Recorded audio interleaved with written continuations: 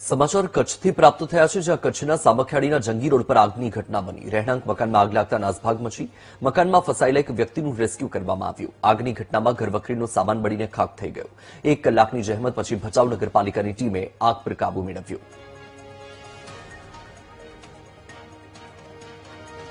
તો આ દૃશ્ય તમારી ટીવી સ્ક્રીન પર તમે જોઈ રહ્યા છો। કચ્છના સામખિયાળીના જંગી રોડ પરના છે કે જ્યાં આગનો બનાવ બન્યો। એક રહેણાંક મકાનમાં આગ લાગી અને આગના કારણે ભયનો માહોલ પણ છવાયો હતો। નાસભાગની સ્થિતિ પણ સર્જાઈ હતી। મકાનમાં ફસાયેલા એક વ્યક્તિનું રેસ્ક્યુ કરવામાં આવ્યું। આ જે આગ છે એ ખૂબ જ વિકરાળ બની ચૂકી હતી। આગની ઘટનામાં ઘરવખરીનો જે સામાન છે એ સામાન બળી ગયો છે, બળીને ખાખ થઈ ગયો છે। 1 કલાકની ભારે જહેમત પછી ભચાઉ નગરપાલિકાની ટીમે આગ પર કાબુ મેળવ્યો હતો।